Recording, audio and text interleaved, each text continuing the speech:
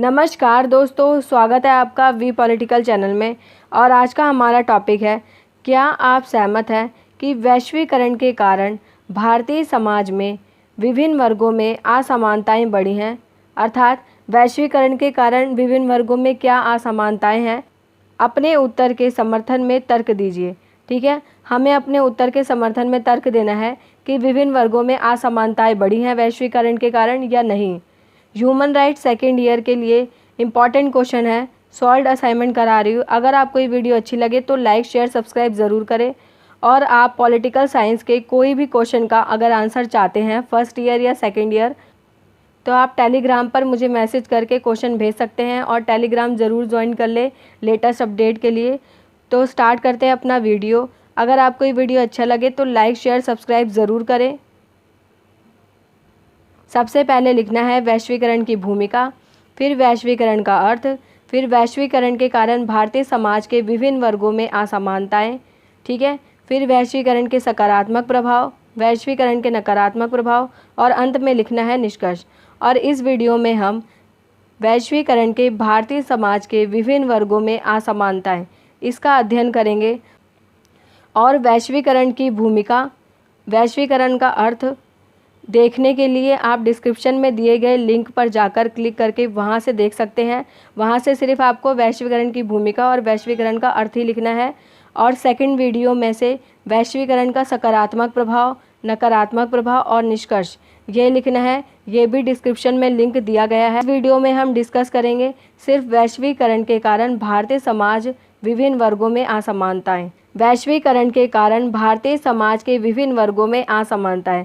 वैश्वीकरण के कारण क्या हुआ है कि भारतीय समाज के विभिन्न वर्गों में असमानताएं उत्पन्न हुई है। तो हम डिस्कस करते हैं। यह कथन सत्य प्रतीत होता है कि वैश्वीकरण के कारण भारतीय समाज के विभिन्न वर्गों में असमानताएं बढ़ी हैं। वैश्वीकरण के कारण क्या हुआ है कि भारतीय समाज के विभिन्न वर्गों में असमानताएं बढ़ी हैं और वैश्वीकरण का लाभ केवल थोड़े से लोगों को हुआ है। ठीक है, यह कथन सत्य प्रतीत होता है। देश के सभी लोगों में विशेषकर गरीबों तथा किसानों को इसका लाभ नहीं पहुंचा है। इसी कारण समय समय पर किसानों द्वारा आत्महत्या की खबरें आती रहती हैं। इसलिए भारत में कुछ संगठन और राजनीतिक दलों ने वैश्वीकरण की धारणा का विरोध भी किया है। राजनीतिक दल और कुछ संगठन वैश्वीकरण का समय समय पर विरोध करते रहते हैं। वैश्वीकरण में पर्यावरण और महिलाओं, आदिवासियों पर भी गहरा प्रभाव पड़ा है। वैश्वीकरण में क्या हुआ है कि पर्यावरण, महिलाओं और आदिवासियों पर भी गहरा प्रभाव डाला है। वैश्वीकरण के बढ़ते प्रभाव के कारण पर्यावरण को अत्यधिक हानि हुई है। वैश्वीकरण से क्या हुआ है कि पर्यावरण अत्यधिक हानि पहुंची है, जिससे लोगों के स्वास्थ्य पर भी प्रतिकूल प्रभाव पड़ा है। मतलब वैश्वीकरण ने जो है महिलाओं, आदिवासियों, मनुष्य पर प्रभाव डालने के साथ साथ पर्यावरण पर भी प्रतिकूल प्रभाव डाला है। तो स्टार्ट करते हैं। सबसे पहले श्रमिकों पर वैश्वीकरण का प्रभाव। ठीक है, विभिन्न सामाजिक समूहों एवं वर्गों पर वैश्वीकरण का गहरा प्रभाव पड़ा है, विशेषकर श्रमिक वर्ग पर। विश्व के देशों का बड़े पैमाने पर आर्थिक एकीकरण के फलस्वरूप मजदूरों की सुरक्षा, संरक्षण और उनके कल्याण के व्यापक विधिक ढांचे में बदलाव आया है। विश्व में क्या हुआ है, एकता की बात की जा रही है, मतलब आर्थिक एकीकरण, वैश्वीकरण की बात की जा रही है, जिसके कारण मजदूरों की सुरक्षा, संरक्षण और उनके कल्याण के ढांचे में व्यापक बदलाव आए हैं, जिससे वह उद्योगपतियों, पूंजीपतियों के शर्तों के अधीन हो गए हैं। ये सब क्या हो गए हैं, उद्योगपतियों और पूंजीपतियों की शर्तों के अधीन हो गए हैं। वैश्वीकरण के इस दौर में श्रमिक कानूनों का कोई महत्व नहीं है। वैश्वीकरण में क्या हुआ है कि श्रमिकों की इतनी ज़्यादा तादाद हो गई है और इतनी ज़्यादा मांग हो गई है कि श्रमिक कानूनों का भी कोई महत्व नहीं है, जिसके कारण श्रमिक असहाय स्थिति में आ पहुँचे हैं। ठीक है, कार्य और उत्पादन की ढीली तथा बाजार अर्थव्यवस्था ने वैश्विक स्तर पर बेरोजगारी, असुरक्षा को बढ़ावा दिया है। वैश्वीकरण के परिणामस्वरूप बड़े पैमाने पर विस्थापन और बेरोजगारी बढ़ी है। वहीं सामाजिक सुरक्षा में भी कमी हुई है। भारत जैसे विकासशील देशों में वैश्वीकरण के परिणामस्वरूप उद्योगों में रोजगार में कमी देखी गई है। जो पहले से हमारे पास उद्योग मौजूद थे उसमें जो है कमी देखी गई है। अतः राज्य द्वारा ऐसे कानूनों को लाया जाए जिससे श्रमिकों को हटाने की प्रक्रिया कठिन और खर्चीली हो और श्रमिकों को वैश्वीकरण का भी लाभ पहुँचे। ठीक है, राज्य द्वारा ऐसे कानून लाए जाने चाहिए जिससे श्रमिकों को हटाने की प्रक्रिया कठिन हो जाए, ताकि श्रमिकों को आसानी से हटाया ना जा सके और श्रमिकों को वैश्वीकरण का लाभ पहुँचे। किसानों पर वैश्वीकरण का प्रभाव। वैश्वीकरण की प्रक्रिया का प्रभाव किसानों के जीवन पर भी पड़ा है। ठीक है, वैश्वीकरण ने किसको प्रभावित करा है? किसानों को भी प्रभावित किया है। भारत जैसे विकासशील देशों में वैश्वीकरण के फलस्वरूप किसानों की जीवन शैली और खेती तरीके बदल गए हैं। भारत जैसे देश में क्या हुआ है कि जब से वैश्वीकरण आया है, किसानों की जीवन शैली और खेती के तरीके जो है बदल दिए गए हैं। वैश्वीकरण की प्रक्रिया के फलस्वरूप उत्पादन किसानों की इच्छा पर निर्भर ना होकर बाजार की इच्छा पर निर्भर हो गया। आज क्या है, किसान उसी फसल को उगाता है जिसकी बाजार में मांग अत्यधिक है, अर्थात बाजार में जिस वस्तु की मांग ज़्यादा होती है, किसान उसी वस्तु का उत्पादन करता है।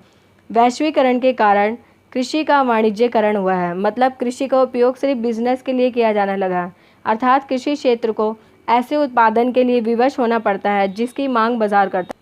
फसल बाजारोन्मुख होने के कारण खाद्य संकट और भुखमरी की समस्या खड़ी हो गई है। किसानों को अत्यधिक कर्ज लेने पर विवश होना पड़ता है। ठीक है, उन्हें अत्यधिक कर्ज लेने पर विवश होना पड़ता है। बाजार में जिस वस्तु की मांग है वो उसी चीज़ का उत्पादन करते हैं। इसके कारण क्या होता है, बाद में भुखमरी की समस्या का सामना करना पड़ता है।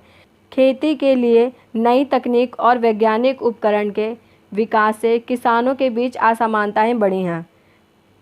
इससे धनी और गरीब किसानों के बीच खाई बढ़ती जा रही है। वैश्वीकरण के इस दौर में विशेष आर्थिक जोन के लिए किसानों की भूमि का भी प्रयोग किया जा रहा है, जिससे किसान भूमिहीन हो चुके हैं। अतः वैश्वीकरण ने किसानों पर नकारात्मक प्रभाव डाला है, मतलब वैश्वीकरण से किसानों को बिल्कुल भी फ़ायदा नहीं हुआ, इससे नकारात्मक प्रभाव ही पड़ा है इन पर। अब पढ़ते हैं दलितों पर वैश्वीकरण का प्रभाव। दलित वर्ग समाज के वह लोग हैं जो सामाजिक, आर्थिक, शैक्षणिक रूप से पिछड़े हुए हैं और ऐतिहासिक दृष्टि से भी शोषित, दमित, प्रताड़ित रहते हैं। वैश्वीकरण की प्रक्रिया के प्रभाव से दलित वर्ग भी मुक्त नहीं रहा। वैश्वीकरण के इस युग में जहां रोजगार के अवसर बढ़े हैं और इससे दलितों को फायदे हो सकते हैं, किंतु जहां सामाजिक, आर्थिक, राजनीतिक पर ऊंची जातियों का वर्चस्व है, मतलब सामाजिक, आर्थिक, राजनीतिक प्रणाली पर ऊंची जाति का वर्चस्व है, और जहां वर्ण व्यवस्था से उत्पन्न जाति व्यवस्था की प्रकृति शोषणकारी है, वहाँ दलितों की भलाई की बात सही नहीं लगती। रोजगार के अधिक अवसर का फायदा दलितों को उनके पिछड़ेपन के कारण नहीं हो पा रहा है। रोजगार के जो अधिक अवसर प्राप्त भी हुए हैं, उनका फायदा दलितों को उनके पिछड़ेपन के कारण नहीं हो रहा। यह सच है कि दलितों को रोजगार मिल रहे हैं, किंतु वहाँ भी उन्हें भेदभाव का शिकार होना पड़ता है। ठीक है, भले ही दलितों को रोजगार मिल रहे हैं, पर उससे क्या हो रहा है, उन्हें भेदभाव बढ़ रहा है, क्योंकि भारतीय समाज में जाति व्यवस्था का अत्यधिक महत्व रहा है। वैश्वीकरण की प्रक्रिया से योग्य, सक्षम, समर्थ लोगों को लाभ जरूर हुआ है, परंतु दलित आज भी हाशिए पर है, मतलब किनारे पर है, क्योंकि अत्यधिक दलित भूमिहीन मजदूर की ज़िंदगी जी रहे हैं। अत्यधिक जो दलित हैं वो भूमिहीन मजदूर की ज़िंदगी जी रहे हैं और गरीबी रेखा के नीचे, इसलिए उनको लाभ नहीं पहुंचा है, क्योंकि वह अभी भी गरीब हैं। दलित शोषित होने के कारण अपने अधिकारों से वंचित हैं। दलित क्या है, शोषित है, इसलिए अपने अधिकारों से वंचित है। आवश्यकता इस बात की है कि राज्य दलितों के लिए कल्याणकारी नीतियां बनाए, जिससे उन्हें भी रोजगार के अवसर प्राप्त हो सके। ठीक है, अब हम डिस्कस करते हैं आदिवासी पर वैश्वीकरण का प्रभाव।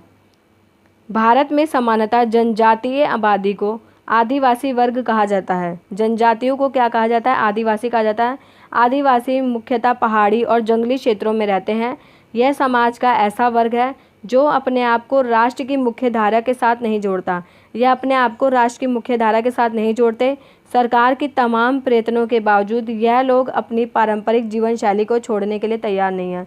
सरकार ने बहुत ही प्रयत्न करे हैं, परंतु ये अपनी पारंपरिक जीवन शैली को छोड़ने के लिए तैयार नहीं है, वैश्वीकरण की और ना ही रीति रिवाजों को, और जो है रीति रिवाजों को भी जो है छोड़ने के लिए तैयार नहीं है।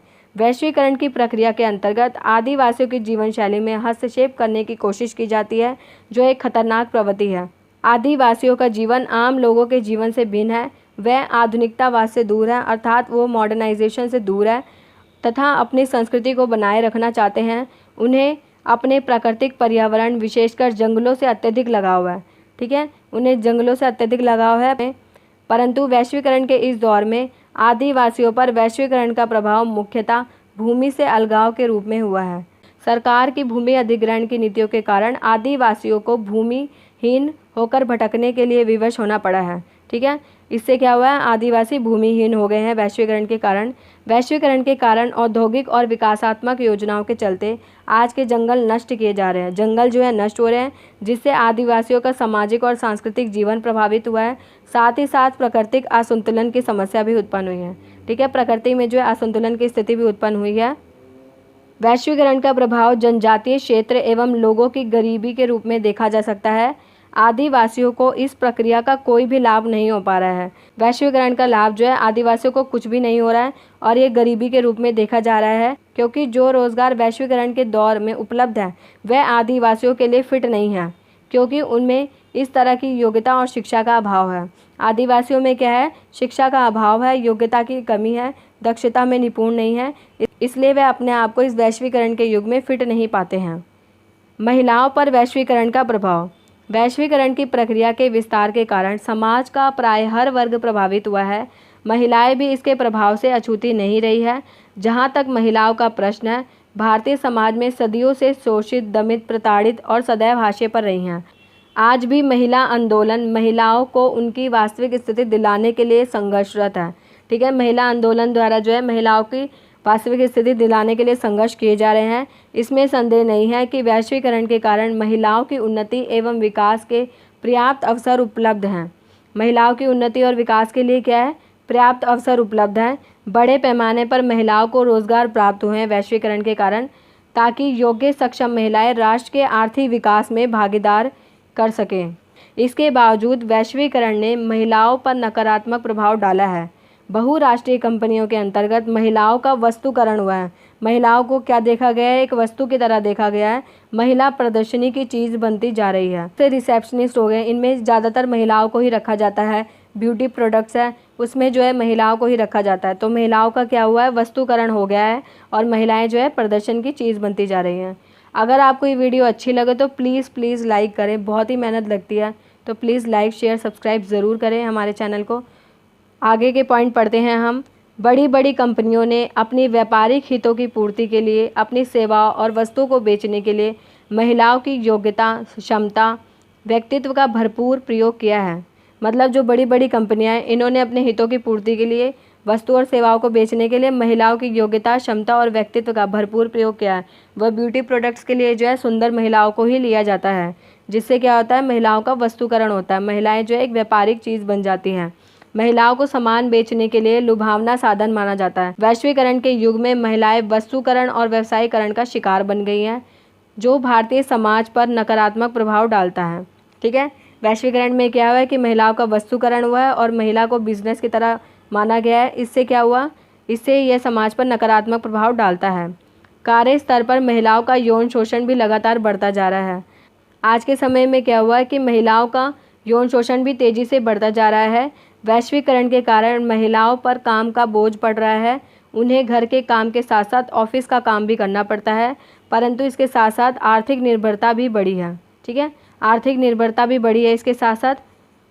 इस आधार पर हम कह सकते हैं कि वैश्वीकरण ने भारतीय समाज के विभिन्न वर्गों में असमानता को बढ़ावा दिया है। मतलब चाहे श्रमिक वर्ग हो, किसान वर्ग हो, आदिवासी वर्ग हो, महिला हो, दलित वर्ग हो, सब पर जो है वैश्वीकरण का प्रभाव पड़ा है। तथा समाज के निम्नतम वर्गों पर वैश्वीकरण का अत्यधिक प्रभाव पड़ा है। जो समाज में निम्न स्थिति में है, बिलो पॉवर्टी लाइन में है या सामाजिक आर्थिक रूप से पिछड़े हुए हैं, उन पर वैश्वीकरण का अत्यधिक प्रभाव पड़ा है। ठीक है, वीडियो पार्ट 1 से आप जो है वैश्वीकरण की भूमिका, वैश्वीकरण अर्थ लिखे, और सेकंड वीडियो से नकारात्मक, सकारात्मक प्रभाव और निष्कर्ष लिखे, और बीच वाला टॉपिक जो है मैंने यहाँ पर बता दिया है। ये पूरा बनाकर आप अपना असाइनमेंट कंप्लीट करें। और अगर आपको पॉलिटिकल साइंस के क्वेश्चन का कोई भी आंसर चाहिए तो आप मुझे कमेंट करें टेलीग्राम पे, मैं आपको वो वीडियो प्रोवाइड करा दूँगी। और अगर आपको ये वीडियो अच्छी लगे तो लाइक शेयर सब्सक्राइब ज़रूर करें और हमारे साथ जुड़े रहे। Thank you so much for watching my video.